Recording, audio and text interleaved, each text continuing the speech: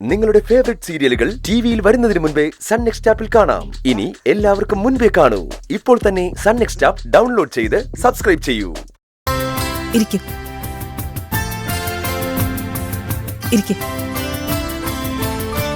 അന്ന് ശ്രീകല 4 കുട്ടികളുടെ വിവരം അന്വേഷിക്കാൻ പറഞ്ഞില്ലേ? അവരെ കുറിച്ചൊക്കെ ഞങ്ങൾ അന്വേഷിച്ചു. 4 പേരും ശ്രീകല പറഞ്ഞ മട്ടിലൊക്കെയുള്ള കുട്ടികൾ തന്നെയാ. പിന്നെ കല്യാണമൊക്കെ കഴിയുമ്പോ അവരങ്ങോട്ടും ഇങ്ങോട്ടും ഒക്കെ അഡ്ജസ്റ്റ് ചെയ്ത് ജീവിച്ചോളൂ. അതെ, അതൊക്കെയാണ് ജീവിതം. അഡ്ജസ്റ്റ്മെന്റ് അത് അത്യാവശ്യ. ഈ കുട്ടികളുടെ പാരന്റ്സ് ഒരു ഇന്ററാക്ഷൻ തയ്യാറാ. ഇങ്ങോട്ട് വരണമെങ്കിൽ ഇങ്ങോട്ട്, അതല്ല ശ്രീകലയുമായിട്ട് അങ്ങോട്ട് പോകണമെങ്കിൽ നമുക്ക് അങ്ങോട്ട് പോവാം. എന്ത് വേണോ ചെയ്യാം. ഇനി അത് രണ്ടുമല്ല, പുറത്തെവിടെയെങ്കിലും റെസ്റ്റോറന്റിലോ മറ്റോ അതും ആകാം. ഇനി ആ പറഞ്ഞ പെൺകുട്ടികളല്ല, വേറെ പെൺകുട്ടികളെ നോക്കണമെങ്കിലും കുട്ടികളുണ്ട്. വരട്ടെ രാധികെ, എനിക്കൊരല്പ സാവകാശം വേണം. ഒന്നാമത്തെ കാര്യം, സന്ദീപ് ഇവിടെയില്ല. ചില പേഴ്സണൽ കാര്യങ്ങളുമായി അവൻ യാത്രയില്ല. അവൻ വരട്ടെ. അവൻ വന്നിട്ട് അതിൽ ആരെയാണ് ഇഷ്ടപ്പെട്ടതെന്ന് അറിയണം. എന്നിട്ട് നമുക്ക് മുന്നോട്ട് പോവാം. ഇനി സന്ദീപിന് വേണമെങ്കിൽ കുട്ടികളുടെ ഫോൺ നമ്പർ അയച്ചു കൊടുക്കാം. അവർ തമ്മിൽ സംസാരിച്ചൊരു തീരുമാനം എടുക്കട്ടെ. ഇക്കാലത്ത് അങ്ങനെയൊക്കെയല്ലേ നടക്കുന്നത്. അതൊരു നല്ല കാര്യാ. പക്ഷേ അവൻ അതൊന്നും കൂട്ടാക്കുന്നവനല്ല. ആരെയും അങ്ങോട്ട് വിളിച്ച് സൗഹൃദം സ്ഥാപിക്കാനോ പ്രപ്പോസ് ചെയ്യാനോ അവനൊരുങ്ങില്ല. എങ്കിൽ അങ്ങനെ വേണ്ട, അവന്റെ ഫോൺ നമ്പർ താ. കുട്ടിയെ കൊണ്ട് ഞങ്ങൾ വിളിപ്പിക്കാം. നോക്കട്ടെ, അവൻ എന്തായാലും ഒന്ന് വന്നോട്ടെ. അവനിപ്പോ കുട്ടിയൊന്നും അല്ലല്ലോ. അവന്റേതായ ചില തീരുമാനങ്ങൾ ഉണ്ടാവും. അതൊക്കെ അറിഞ്ഞിട്ട് നമുക്ക് ഫോൺ നമ്പർ കൊടുക്കണോ വേണ്ടയോ എന്നൊക്കെ തീരുമാനിക്കാം. It's okay. എന്തായാലും അവൻ വരട്ടെ. അപ്പൊ ഞാൻ രാധികയെ വിളിക്കാം. നമുക്ക് ഒരുമിച്ചിരുന്ന് സംസാരിച്ച് തീരുമാനിക്കാം. മതി, ഒക്കെ സ്ത്രീകളെ തീരുമാനിച്ചാ മതി. ഞാൻ ഇറങ്ങട്ടെ. ശരി, എന്നാ ഞാൻ വിളിച്ചോളാം.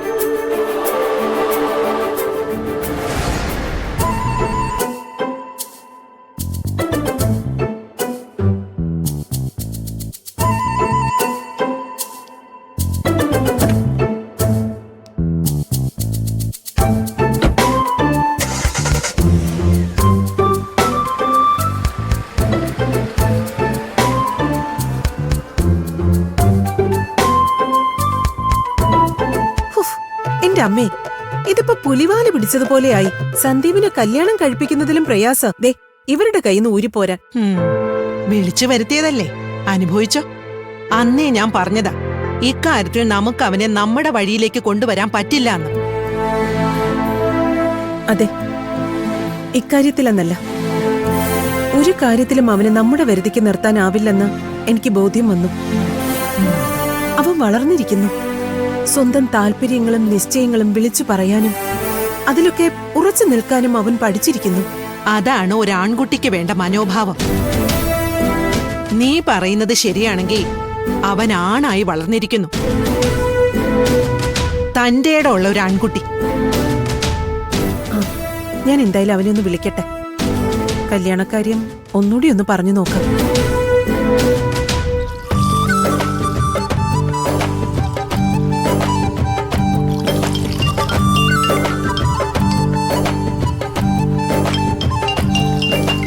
ശരിയേട്ടാ.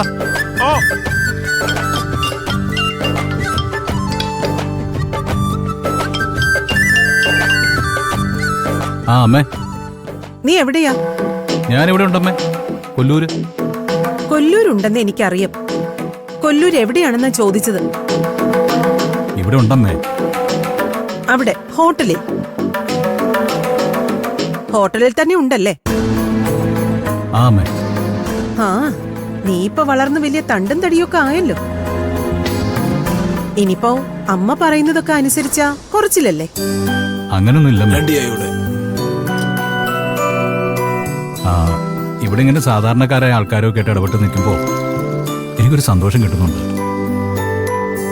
അമ്പലത്തിൽ വരുന്നവരധികവും പുതിയ പുതിയ ആൾക്കാർ. അതാ ഞാനിങ്ങനെ. അമ്മ പിണങ്ങരുത്. ശരിയേട്ടാ. അമ്മയ്ക്ക് നിന്നോട് പിണങ്ങാനാവില്ലല്ലോ. എല്ലാം പൊറുക്കാനല്ലേ ആവൂ. എടാ, രാത്രിയിൽ കിടക്കാനെങ്കിലും നിനക്ക് ഗസ്റ്റ് ഹൗസിലൊന്ന് പൊയ്ക്കൂടെ? പോകാം അമ്മേ, പോകാം. ക്ഷീണമൊക്കെ ഒന്ന് മാറി ഞാനൊന്ന് ഹെൽത്തി ആയിക്കോട്ടെ, എന്നിട്ട് അങ്ങോട്ട് പോവാം. ശരി, അത് നിന്റെ സൗകര്യം പോലെ ആവട്ടെ. ആ, വേറൊരു കാര്യമുണ്ട്. നേരത്തെയും പറഞ്ഞതാ, എന്താമ്മേ? നിന്റെ കല്യാണം. ഞാനൊരു കൂട്ടരോട് നിനക്കൊരു പെൺകുട്ടിയെ കണ്ടുപിടിച്ചു തരാൻ പറഞ്ഞിരുന്നു. അവര് ചില കുട്ടികളുടെ ആലോചനകളും കൊണ്ടുവന്നിട്ടുണ്ടായിരുന്നു. നമ്മുടെ തീരുമാനം അറിയാൻ ഇന്ന് അവരിവിടെ വന്നിരുന്നു. കല്യാണ കാര്യമൊക്കെ അവിടെ നിൽക്കട്ടെ, അതിനെക്കുറിച്ച് നമുക്ക് പിന്നീട് സംസാരിക്കാം. ശരി, നിന്റെ തീരുമാനം പോലെ നടക്കട്ടെ. എന്റെ തീരുമാനം മറ്റുള്ളവരുടെ മേൽ അടിച്ചേൽപ്പിക്കുന്നതാണ് എന്റെ വലിയ കുഴപ്പമെന്നാ ഇവിടെ എല്ലാരും പറയുന്നത്. ഇക്കാര്യത്തിൽ എന്തായാലും ഞാനത് അടിച്ചേൽപ്പിക്കുന്നില്ല. ഹോട്ടലിലെ ഉറക്കം അവസാനിപ്പിച്ച് ഗസ്റ്റ് ഹൗസിൽ പോയി കിടക്കാനെങ്കിലും നീ ഒന്ന് തയ്യാറാവണം മോനെ. എടാ, അതിനെങ്കിലും നീ എന്നെ ഒന്ന് അനുസരിക്കണം. ശരി അമ്മേ, നോക്കാം.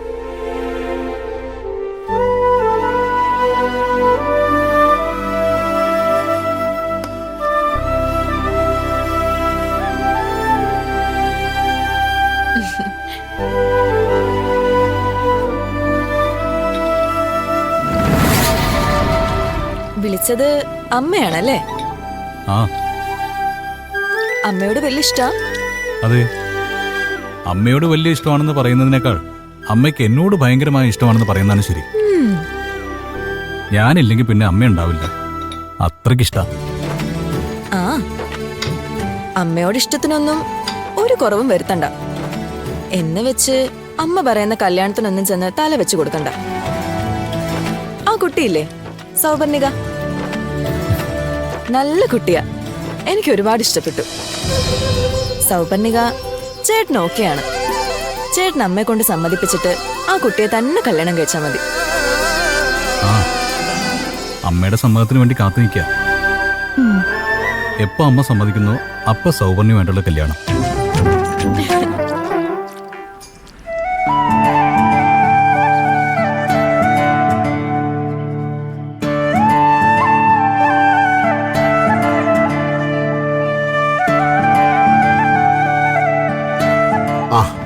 കുമാരേട്ട ഊണ് കഴിച്ചായിരുന്നോ? ആ, ഞാൻ പോയി ഊണ് കഴിച്ചു വന്നു. അതിന്റെ ഒരു മയക്കം. ഇരിക്കു സുരേന്ദ്ര. ഞാൻ വീട്ടിൽ പോയപ്പോ ഇന്ദുമതി ഒരു കാര്യം പറഞ്ഞു. ദേവുട്ടിക്കൊരു കല്യാണാലോചന. എവിടെന്നാ? അതൊന്നും പറഞ്ഞില്ല, ഏതോ ഒരു ദല്ലാള് പറഞ്ഞിട്ടാണെന്നാ. ആ, അല്ല, കേട്ടിട്ട് കുമാരേട്ടൻ എന്ത് തോന്നുന്നു? ആ, നല്ല കാര്യമല്ലേ.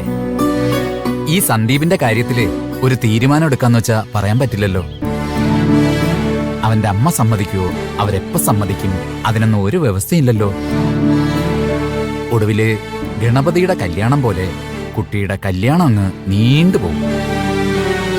അതാലോചിക്കുമ്പോ എന്തെങ്കിലും നടക്കട്ടെ എന്നാ എന്റെ വിചാരം. ആരെങ്കിലും വരുന്നുണ്ടെങ്കിൽ സംസാരിക്കണം. ദേവൂട്ടിയുടെ നല്ല ഭാവിയെക്കുറിച്ച് നമ്മൾ ചിന്തിക്കണം.